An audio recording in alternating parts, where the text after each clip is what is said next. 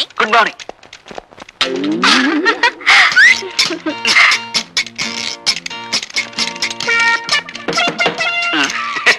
ఏం ఆంజనేయులు, ఏం జరిగింది?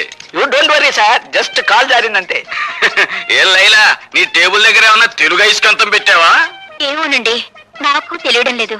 సరిగ్గా నా టేబుల్ దగ్గరికి వచ్చేసరికి అందరికి పెన్నులు, పెన్సిళ్ళు, ఫైల్స్ జారిపోతుంటాయి. దీనికి ఏకంగా కాలే జారినట్టుంది. దేవ గారు, నేను సొంతం పెట్టవలసిన ఫైల్స్ ఏమైనా ఉంటే మరండి గీకవుతారా? గీక్కోవాల్సిందే. అదేంటి? I convey my heartly condolences. Condolences for what? పెద్దడు ఎవరైనా పోయాడా? లంచాలు తెచ్చిపెట్టే బంగారు బాతు లాంటి నీ సీటుకు ఈకలు పీకుతున్నారు. అదేంటి? బయట ఇంటర్వ్యూలు జరుగుతున్నాయి. నిలబడి ఉండడం నాకు అలవాట్లేదు, ఏమనుకోకండి. బాబు, మీరు రాజశేఖరం గారి తాలూకే కదూ? యా, సీనియర్ కాల్స్ వచ్చా?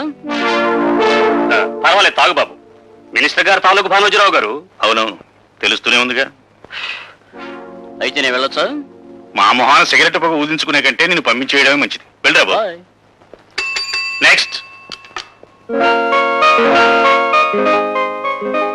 Good morning everybody. Good morning. Good morning. Please be seated. Thank you sir. Are you mister Bhargava? Yes sir. Bhargavaramudu అంటే ఎవరు? తండ్రి ఆజ్ఞ నెరవేర్చడం కోసం కన్న తల్లినే తెగ నరికిన వాడు. భూమి చుట్టుకొలత ఎంత? 7,900 మైళ్ళు. భూమి తన చుట్టూ తాను తిరిగే వేగం ఎంత? గంటకి 1000 మైళ్ళు. ప్రపంచంలో ఇప్పుడు పేరు పొందిన ఫుట్బాల్ ఆటగాడు ఎవరు? డియాగో మర్డోనా. ఇంజనీర్ బాధ్యతలు ఏమిటి? స్వార్థపరుడైతే దేశానికి వెన్నెముక లాంటి ప్రాజెక్టులను కూల్చివేయడం, నిస్వార్థపరుడైతే వాటిని నిలబెట్టడం కోసం తనుకూలిపోవడం. మొదటి ప్రపంచ యుద్ధం ఎందుకు వచ్చింది? ఒక డాక్టర్ నిర్లక్ష్యం వల్ల.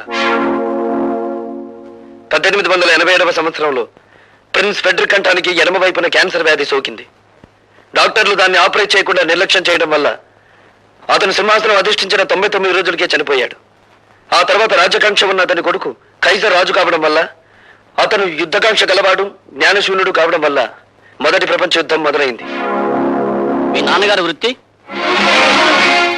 ఈ ఇంటర్వ్యూలో నేను సమాధానం చెప్పలేని ప్రశ్న అదొకటే సార్.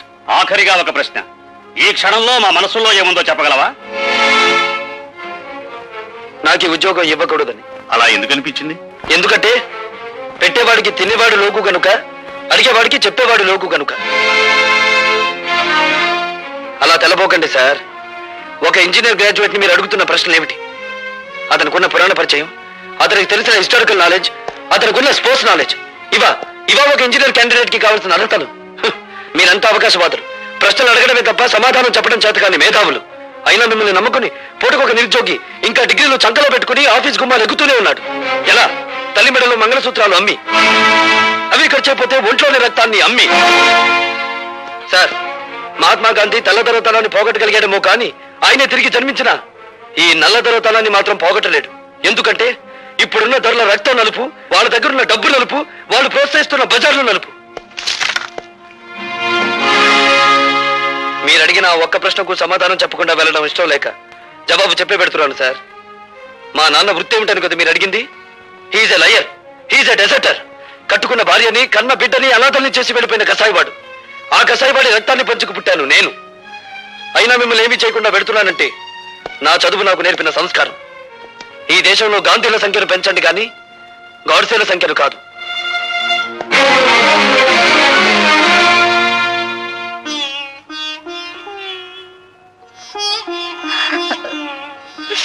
అమ్మా, ఇంటిని ఇల్లాలిని గాలి కొదిలేసి సంఘం చేత నమ్మకద్రోహి అని ముద్ర వేయించుకున్న ఆ మనిషిని ఎందుకమ్మా పదే పదే జ్ఞాపకం తెచ్చుకుంటావు? నిజాయితీ నిలకడలేని ఆ మనిషి మూలంగానే కదమ్మా మనం సమాజం నుంచి విసిరివేయబడింది. ఎందుకు ఇంకా మన నుంచి పారిపోయిన ఆ వ్యక్తి కోసం ఆరాటపడతావు? ఈ మనిషి నీడ ఇంట్లో ఉన్నంత కాలం మనకు పట్టిన పీడ వదలదు, నాకు మనశ్శాంతి ఉండదు. భార్గవ, ఏమిట్రా ఈ పని? ఈ పని ఏనాడో చేస్తుంటే నీ తల్లి నీ కళ్ళ ముందే గుండె పగిలి చచ్చేదిరా. అమ్మా భార్గవ, మంగళసూత్రం కట్టించుకున్న నాకు లేని ద్వేషం నీకెందుకు ఆయన మీద? గుమ్మానికి రాసిన పసుపు, గుండెల మీద తాళి, నుదుటి కుంకుమ ఇంకా మిగిలిన్నాయంటే కారణం ఆ మహానుభావుడేరా. నేను బ్రతుకుండగా నువ్వు ఆయన్నే అనద్దు.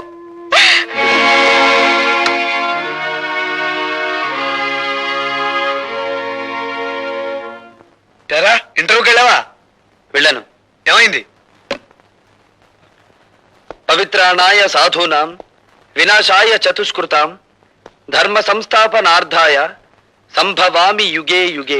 ఏమిటో ఈ పెద్ద పెద్ద శ్లోకాలు చెప్తున్నావు, ఏమిటి దానికి అర్థం? పాపం పడినప్పుడల్లా భగవంతుడు అవతరిస్తాడట.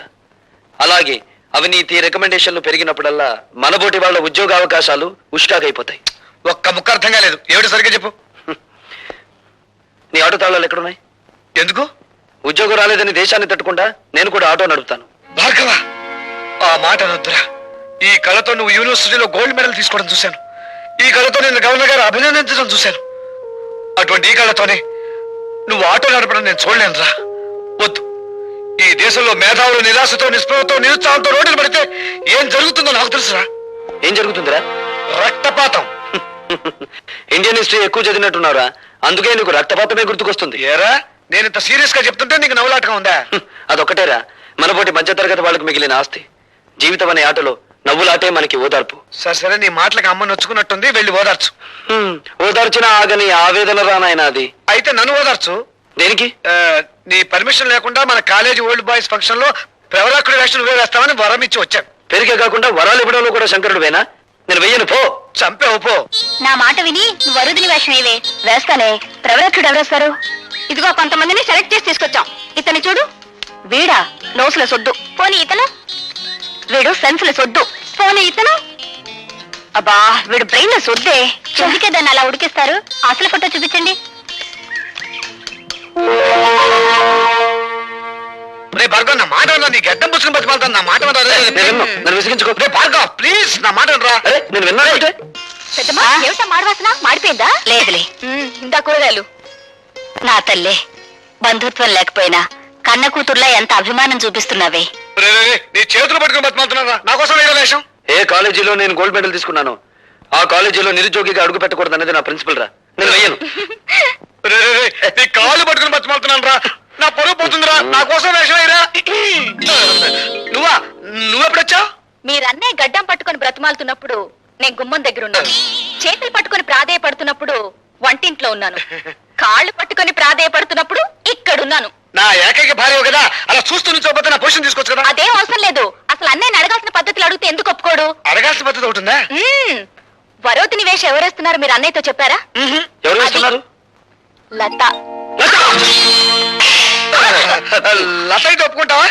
చచ్చా లత ఏంటి పీత ఏంటి? ప్రిన్సిపల్సే. కరెక్టరా, కానీ టికెట్లనే అమ్మేశాను దేవుడు. టికెట్లన్నీ అమ్మేశావా? ఎందుకు? ఆటో మీద అప్పు తీర్చుకోవడానికా? కాదురా, ఆ డ్రామా మీద వచ్చే డబ్బుని వికలాంగుల సహాయంతో డొనేట్ చేస్తున్నాం. రేయ్ ఓసారి ఇంకో. చచ్చా బాగోదు, మావిడుంది. నేను లోపలికి వెళ్తాను. రేయ్ ఇంకొక పైన నేను తనాల్సిందే. ఇంత మంచి సదుద్దేశంతో ఏర్పాటు చేసిన ప్రోగ్రామ్ తెలుసుంటే ముందే ఒప్పేసుకునేవాడు కదరా. అంతా గ్యాస్. ఇదంతా లత కోసమే.